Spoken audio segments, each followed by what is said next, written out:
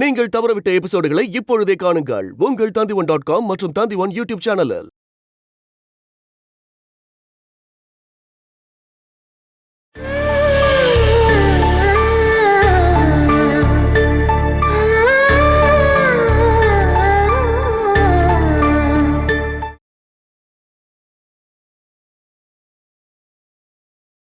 எங்கிருந்தோ வந்து என்ன பார்க்கறதுக்கு இங்க யாரு வருவாங்க?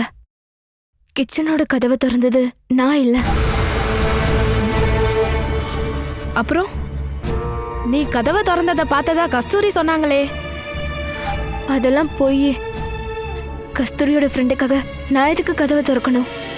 என்னடி இப்ப நீ என்ன சொல்ல வர? ஆமாக்கா, இன்னைக்கு நான் கஸ்தூரி கூட பார்த்தால்தான் வீட்டுக்கு வந்தான். ஆனா நீ ஏன் அம்மா கிட்ட இதை பத்தி சொல்லாம விட்டுட்ட? இவ எப்படி சொல்லுவா? அதுக்குள்ளதான் கஸ்தூரி வாயை திறந்து இவள அம்மா கிட்ட போட்டு கொடுத்துட்டாளே. அதுவும் சரிதான், நீ சொல்லியே இருந்தாலும் அதால ஒரு பிரயோஜனமும் இல்ல. நீ போய் சொல்லி தப்பிக்க பாக்குறன்னு தான் இங்க எல்லாம் நினைப்பாங்க.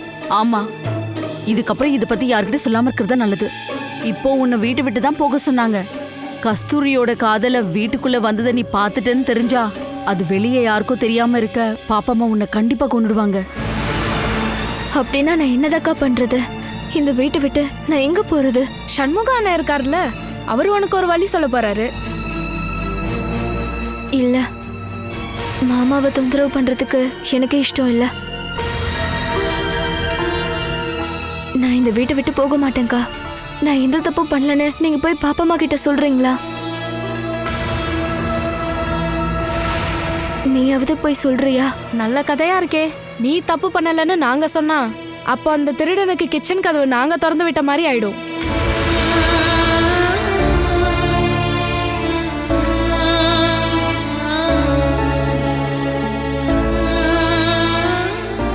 நீ எதுக்கும் கவலைப்படாத.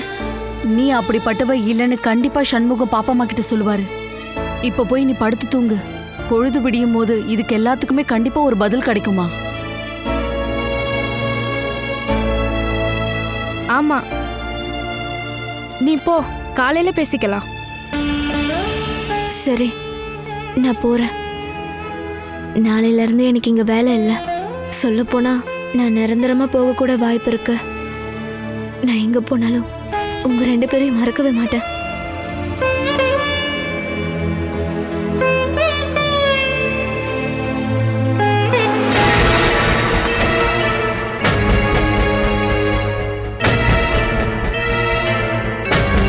பாவம் அந்த பொண்ணு, அவளை நினைச்சாலே கஷ்டமா இருக்கு. நம்ம என்னக்கா பண்றது?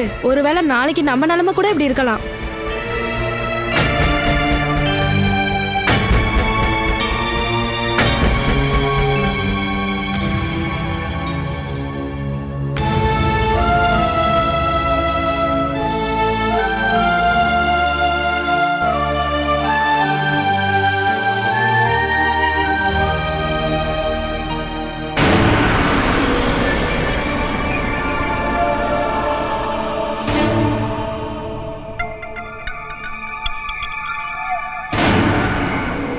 என்னடி யோசனை பண்ணிட்டு இருக்க?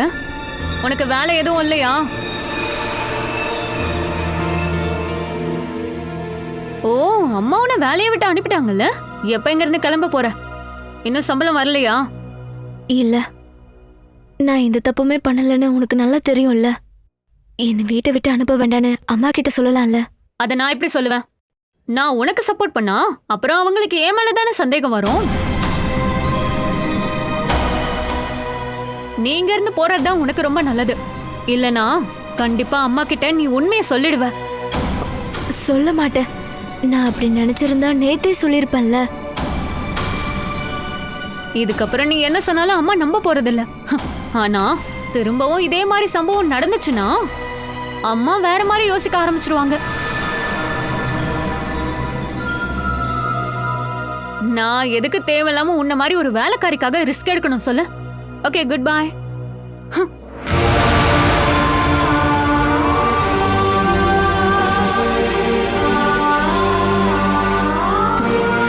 கடவுளே, இப்ப என்ன பண்றது? இந்த வீட்டை விட்டு போயிட்டா என் லட்சியம் எல்லாம் வீணா போயிடுமே. ஏதாவது ஒரு வழிய எனக்கு காட்டு தெய்வமே.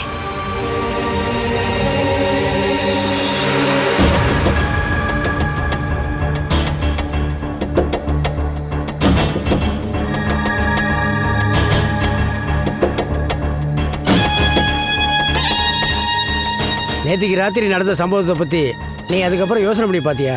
அத மட்டும் யோசனை பண்ணா அப்பவே அவளை வெட்டி போடணும்னு தோணும். அந்த தண்டனை வேண்டான்னு தான் அவளை இந்த வீட்டை விட்டு வெளியே போக சொன்னேன். ஆனால் முத்துமணி மேலே குற்றத்தை சுமத்துனதுக்கப்புறம் உண்மையை தெரிஞ்சுக்காம அவளுக்கு தண்டனை கொடுக்குறது சரியா? அவ தான் கதவை திறந்து விட்டான்னு என் பொண்ணு கஸ்தூரி சொன்னால. அவ ஏன் மகளா இருக்கிறதுனால தான் அவ சொன்னதை நான் ஏத்துக்க வேண்டியதாயிடுச்சு. அப்படின்னா உண்மையான குற்றவாளி தண்டிக்கப்படலை அப்படிங்கிறது உனக்கே தெரியும் இல்லையா?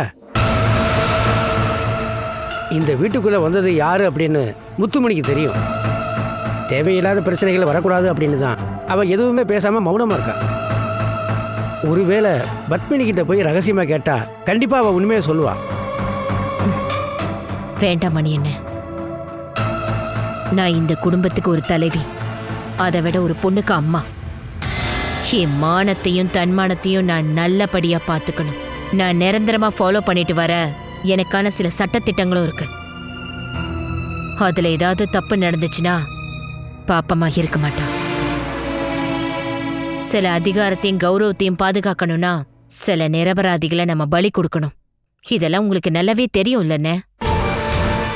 இல்லைம்மா, நிரபராதிகளை பலி கொடுத்து அவங்களோட அபிமான கோட்டையை பாதுகாத்த சர்வாதிகாரிகள் சரித்திரத்திலையும் புராணத்திலையும் இருந்திருக்காங்க. ஆனால் எப்போவுமே உனக்கு முன்னாடி தலை குனிஞ்சு நின்றுக்கிட்டு இருக்க உன் அபிமானத்துக்கும் அதிகாரத்துக்கும் தடையா நிற்கிறதுக்கு வக்கு இல்லாத ஒரு அப்பாவி பொண்ணு அவள் வாழ்க்கையை வாழ்றதுக்கு நீ ஒரு வாய்ப்பு கொடுக்கலாம் இல்லையா? அது எப்படி முடியும் மணி என்ன? முத்துமணி மேல குறைய சொல்லி வீட்டை விட்டு வெளியே அனுப்பலனா என் மக கஸ்தூரிய நான் அவமானப்படுத்துற மாதிரி ஆயிடும்ல. அப்படி நடந்தா நான் அவளுக்கு தண்டனை கொடுக்கணும்ல. அதுக்கு ஒரு பரிகாரத்தை நான் சொன்னேன்னா முத்துமணி இங்கே இருக்கிறதுக்கு நீ அனுமதிப்பியா? மணி என்ன, நீங்க என்கிட்ட சொல்ற எந்த வார்த்தையுமே எனக்கு தெரிஞ்சு நான் மீறினதில்லை. எதுக்காக முத்துமணிக்கு தண்டனை கொடுக்கலன்னு பாப்பா அம்மாவை பார்த்து யாருமே கேட்க மாட்டாங்க. ஆனா நான் தெளிவா புரிஞ்சுக்க ஒரு பதில் வேணும். முத்துமணி அந்த வீட்டிலேருந்து நீ அனுப்பி விட்டீன்னா இந்த வீட்டுக்குள்ளே வந்தவனை கண்டிப்பாக நீ கண்டுபிடிக்க முடியாது. அவள் தான் கதவை திறந்து விட்டுருக்கா அப்படின்னா அவன் கண்டிப்பாக அவளை பார்க்க வருவான்.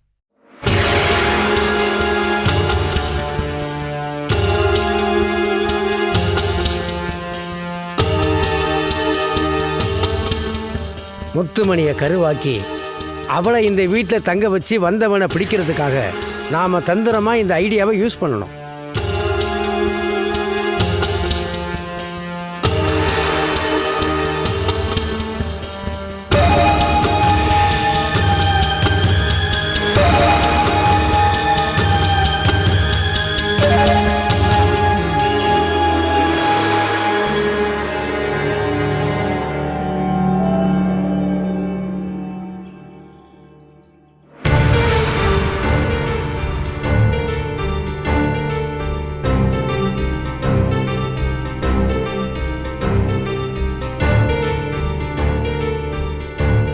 போறதுக்கு முன்னாடி நான் உங்களை பார்க்கணும்னு நினைச்சிட்டு இருந்தேன். நான் எந்த தப்பு பண்ணவே இல்லை. நீ தப்பு பண்ணலைன்னா எதுக்காக நீ போற? ஆனா பாப்பம்மா சொல்லிட்டாங்களே, அதை கேட்காம எப்படி? சண்முகம் அம்மா இப்ப வந்துருவாரு.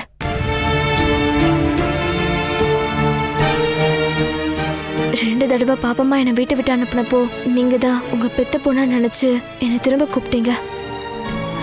மறுபடியும் ஒரு தடவை எனக்காக அந்த உதவியை பண்ணுங்களேன்.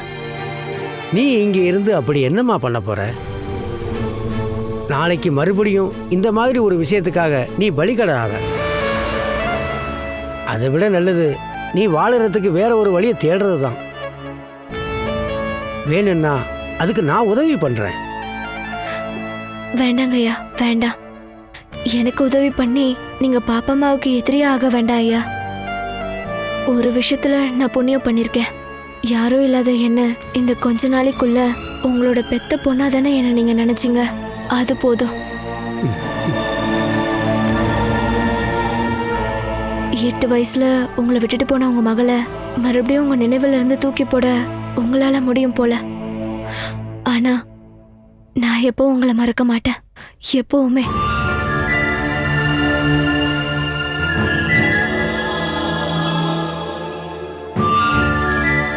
என்னை மறக்கிறதுக்கு உன்னால முடியலைன்னா நீ இங்கிருந்து போகவே மாட்ட.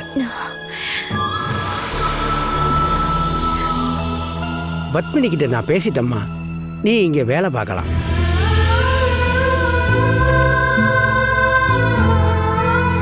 இங்கேயே இருமா.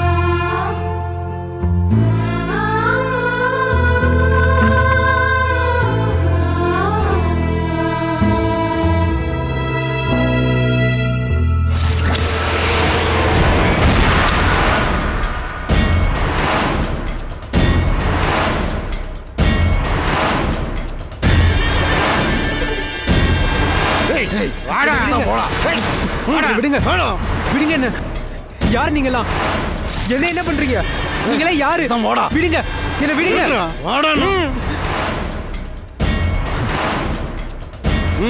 எதுக்காக எதுக்காக நீங்க கூட்டு வந்தீங்க? விடுங்க விடுங்க. உன்னை அப்படியே விடுறதுக்காக நான் உன்னை கூட்டு வரல. இவனை பிடிக்கிறதுக்கு நாங்கள் ரொம்ப கஷ்டப்பட்டோம். இவன் எல்லாரையும் தான் கஷ்டப்படுத்திட்டு இருக்கான். யாருக்கிட்ட என்ன பண்ணணும்னோ என்ன பண்ணக்கூடாதுன்னு நாம அவனுக்கு சொல்லி கொடுக்கலாம். அவனை என்கிட்ட கூட்டுவாங்க. உங்களுக்கு என்ன வேணும்? நான் அப்படி என்ன தப்பு பண்ண? நீ பண்றதெல்லாம் சரின்னு நினைக்கிறதாண்டா உன்னுடைய தப்பே. டேய், என்னடா உன் பேரு? விஷ்ணு பிரகாஷ். விஷ்ணு பிரகாஷா? விஷ்ணு தம்பி பிரகாஷ், நீ அந்த மகா விஷ்ணுவாவே இருந்தாலும் நீ எங்க வீட்டுல இருக்க பாப்பம்மாவோட பொண்ணை காதலிச்சா உன் கதை முடிஞ்சிரும். என்னை பத்தி உனக்கு தெரியாதுல்ல? கஸ்தூரியோட அண்ணன் ஜெகநாதன், பாப்பம்மாவுடைய மூத்த பையன். நீ யாரா இருந்த எனக்கு என்ன? என்ன விடு. விட்டா. ஏய், இந்த உலகத்துல வாழக்கூடாதுன்னு நீ முடிவு பண்ணிட்டியா என்ன? இதுக்கப்புறம் உன்னை கஸ்தூரி கூட பார்த்தேன்னு வையே, கொன்னு போட்டுருவேன். புரியுதா?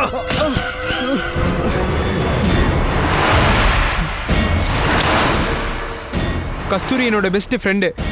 அவன் என்ன பார்க்க வந்தானா என்னால பார்க்காம இருக்க முடியாது. இருக்க முடியாதா? இனி நீ பார்க்கவே முடியாதுடா. உன்னை இங்கே உயிரோட புதைக்கிறேன்.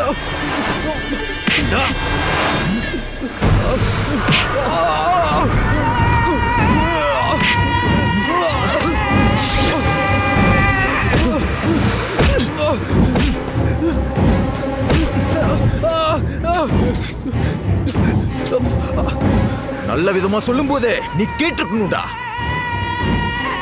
என் தங்கச்சியை இவன் பார்க்க மாட்டேன்னு சொல்ற வரைக்கும் விடாதீங்க. இவன் செத்துட்டா ஆத்துல தூக்கி போடுங்க. சாகலனா இவனை இவன் வீட்டுக்கு முன்னாடி போய் போடுங்க. இதுக்கப்புறம் என் குடும்பத்தோட விளையாண்டா என்ன ஆகும்னு இவனை பார்த்து எல்லாரும் தெரிஞ்சுக்கணும். அடிச்சு கொல்லுங்கடா இவனை.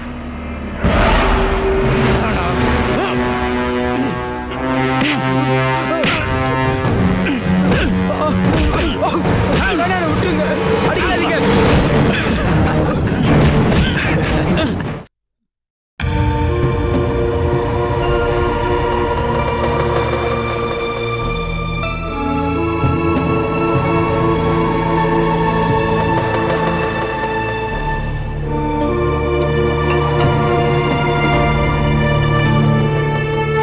முத்துமணி எங்க? கிச்சன்ல இருக்காமா. அவளை கூப்பிடு. அவ வந்து எனக்கு பரிமாறட்டும்.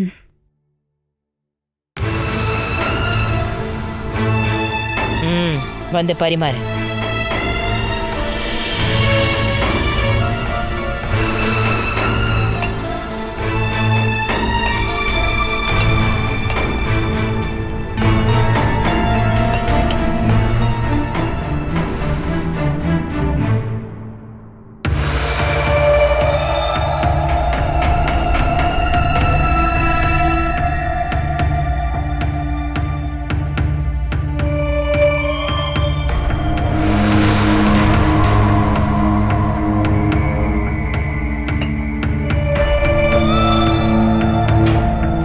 என்னடி சாப்பாடு போடுறப்போ உன் கை நடுங்குது?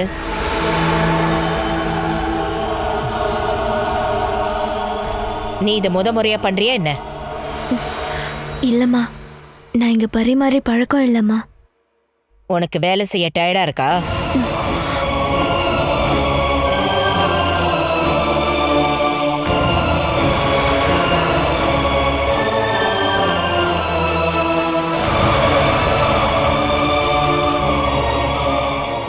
வேலை பண்ணாலும் அது சரியாவும் அழகாவும் இருக்கணும். இல்லைன்னா நான் உன்னை இந்த வீட்டை விட்டு அனுப்பிடுவேன். அவ இப்பதானே வந்திருக்கா, கொஞ்ச நாள் எல்லாம் சரியாயிடும். நான் உன்கிட்ட ஒன்றும் கேட்கல. நான் பேசிட்டு இருக்கப்போ இன்னொருத்தர் தலையிட்டா எனக்கு சுத்தமா பிடிக்காது, உனக்கு தெரியும்ல. அதுக்கு இது ஒன்றும் சட்டமன்றம் கிடையாதுல்ல. ஜகா, உனக்கு வாய் ரொம்ப நீளமா போகுது, நிறுத்திக்கோ.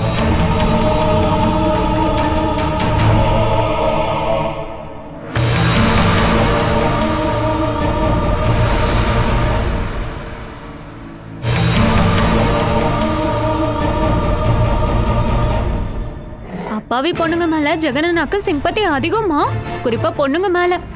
அதான் இந்த வேலைக்காரிக்காக சப்போர்ட் பண்றாரு பாத்தீங்களா. இங்க பாரு, நீ இதுல இன்வால்வ் ஆகாத. அதுக்கான தகுதி எல்லாம் உனக்கு இல்லவே இல்லை. உன்னுடைய எல்லா விஷயமும் எனக்கு நல்லா தெரியும். என்ன திருத்தறதுக்குலாம் நீ முயற்சி பண்ண வேண்டாம்.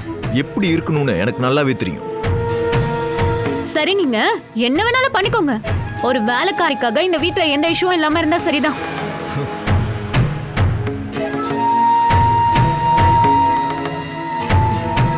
என்னடி வேடிக்கை பாக்குற? சாம்பார் மட்டும் தான் இருக்கா? சட்னியும் இருக்கு. வேடிக்கை பார்க்காம போய் எடுத்துட்டு வாடி.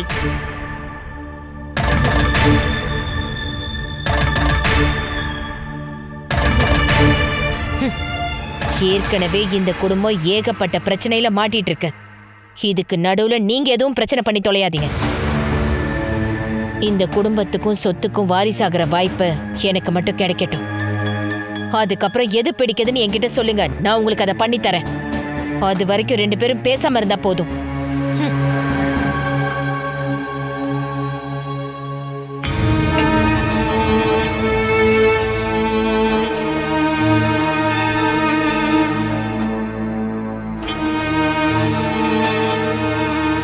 பார்த்து பரிமாறு.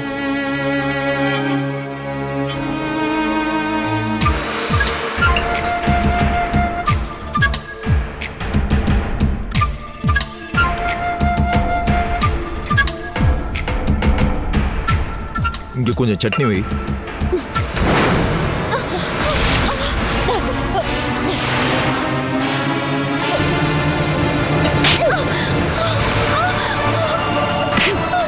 என்னடி பண்ணிட்டு இருக்க?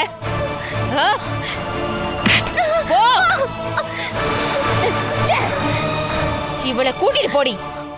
எப்படி வேலை பார்க்கணும்னு இவளுக்கு கத்து கொடுங்க. இல்லனா இவளை வீட்டை விட்டு அனுப்பிடுவேன்.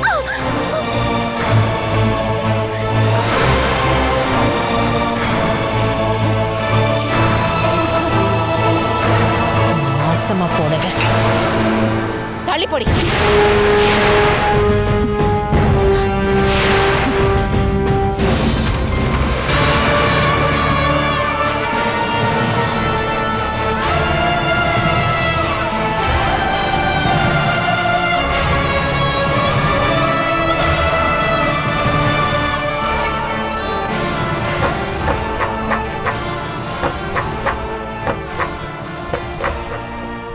இங்க நீ நிரந்தரமா தங்கறதுக்கு கொஞ்சம் கஷ்டப்பட்டு தான் ஆகணும்.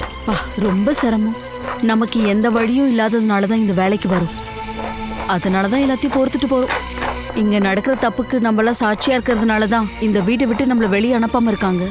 நாம இங்க பாக்குறதுல வெளியில சொல்லிடக்கூடாது இல்லையா? இங்க எத்தனை வருஷமா வேலை பார்க்குறீங்க? நான் வந்து 12 வருஷம் ஆயிடுச்சு. பாப்பா அம்மா எப்போ வந்தாங்களோ அப்பதான் நானும் இங்க வந்தேன்.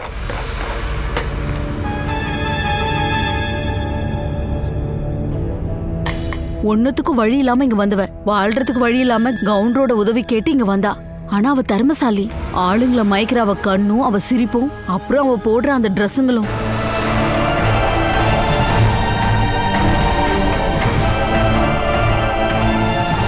ஒரு பொண்ணு மனசை வச்சா என்னெல்லாம் பண்ண முடியும்னு பாப்பா அம்மாவை பார்த்துதான் நான் தெரிஞ்சுக்கிட்டேன். ஆனா அவ எப்படி வந்தான்றத மறந்துட்டா. அவ யாரு மேலேயுமே இறக்கம் காட்ட மாட்டா. இவ பண்ற கொடுமைக்கெல்லாம் கண்டிப்பா ஒரு நாள் தண்டனை கிடைக்கும், அது மட்டும் உறுதி. இந்த கவுண்டர் குடும்பத்துல இதுக்கு முன்னாடி இருந்தவங்களா நல்லவங்களா இருந்தாங்களா?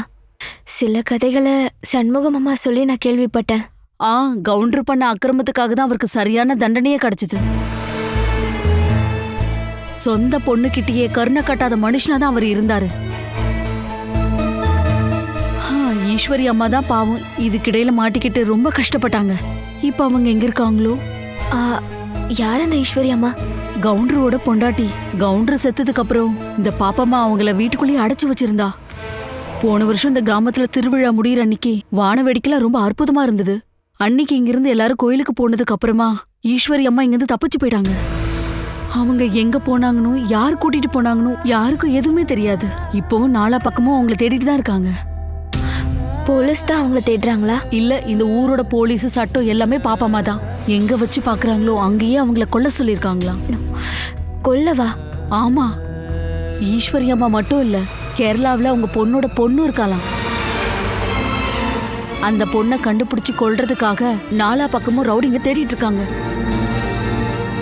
அந்த 2 பேரும் இல்லாம போனாதான் இந்த வீடும் கவுண்டரோட எல்லா சொத்துக்களும் பாப்பாமாவுக்கு சொந்தமாகும்.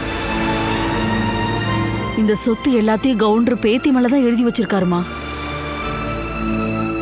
இந்த வீட்டோட வாரிசு திரும்ப வரணும் அப்படின்னு பாப்பாமாவை எதிரியா நினைக்கிறவங்க எல்லாம் சொல்றாங்க. இப்போ உங்ககிட்ட இது எல்லாத்தையும் சொல்ற நான் கூட அதுக்காக பிரார்த்தனை பண்றேன். கடவுள் மிக பெரியவராச்சே, கண்டிப்பா அவ வருவா.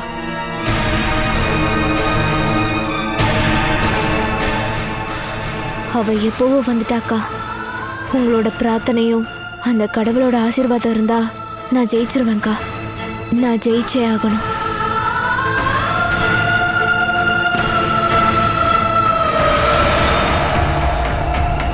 அட, நீ என்னமா யோசனை பண்ணிட்டு இருக்க? நான் சொன்னதை மட்டும் நீ யார்கிட்டயாவது சொன்னீனா கண்டிப்பா பாப்பம்மா என்னை கொண்டு போட்டுருவா. இல்லக்கா, நான் யார்கிட்டயும் சொல்ல மாட்டேன். எனக்கும் பாப்பம்மா பேரை கேட்டாலே பயம்தான். என்ன பார்த்தாலும் கேட்டாலும் கண்ணும் காதும் கேட்காத மாதிரியே இருக்கிற வேலையை பார்த்துட்டு இருந்தா நம்ம நல்லபடியா வாழலாம். நீ இப்ப இங்க வந்து மாட்டிக்கிட்ட. நீயும் இங்க நிரந்தரமா இருக்க பாரு, வேற எதுவும் பண்ண முடியாது.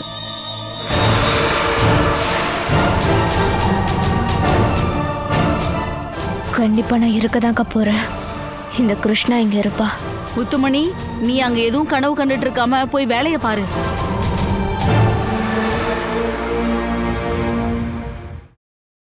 Catch us on TV, Tandivan.com, Facebook and YouTube.